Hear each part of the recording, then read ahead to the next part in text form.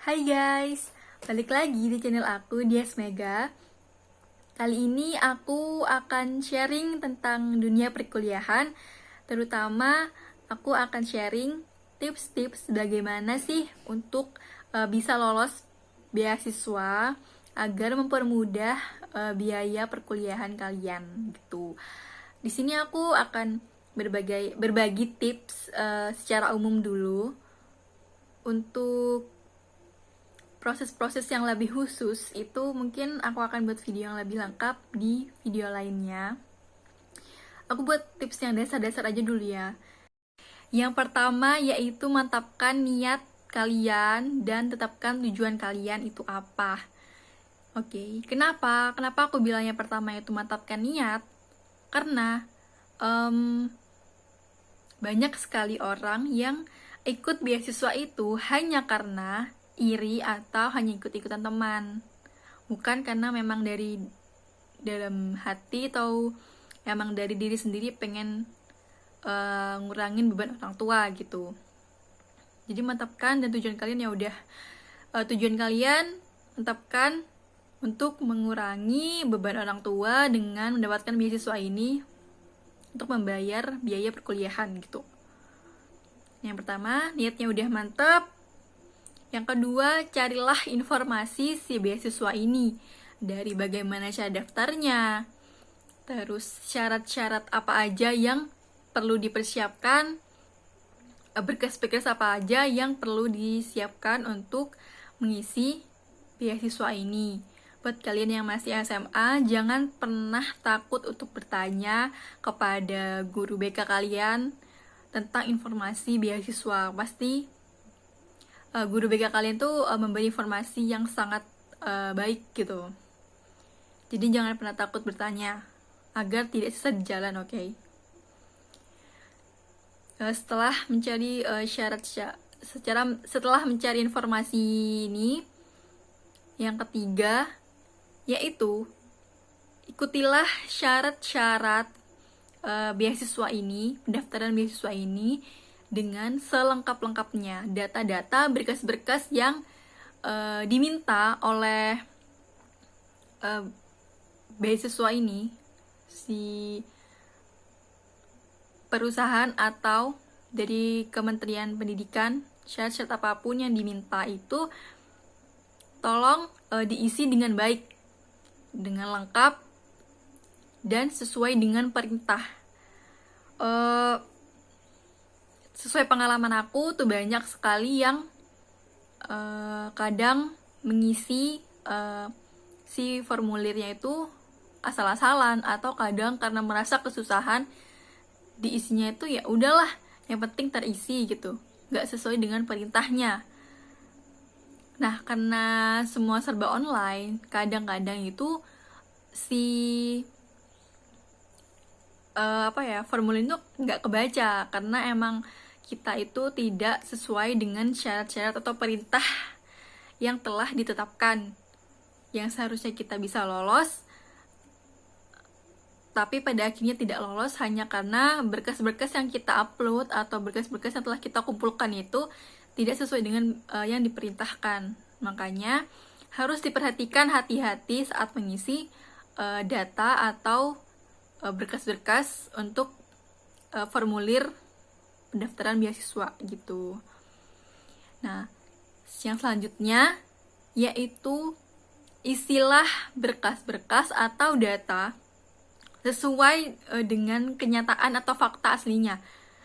Terutama mungkin buat kalian yang daftar beasiswa tidak mampu gitu kan. Maka istilah data-data dari kekayaan kalian, dari pokoknya keseharian kalian, pekerjaan orang tua kalian, rumah kalian seperti apa, itu diisi sejujur-jujurnya.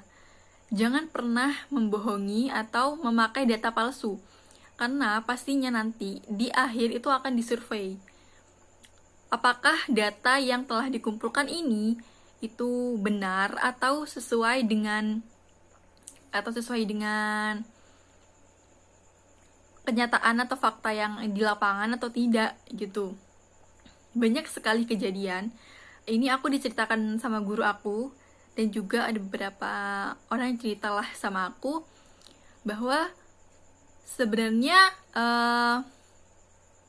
banyak orang yang berbohong gitu. Misal dia rumahnya bagus, terus pegawai negeri orang tuanya, tapi dia daftar beasiswa yang tidak mampu dengan menggunakan data misalnya rumahnya neneknya atau rumah saudaranya yang terlihat mungkin ya biar dibilang dikasihanin gitu kan.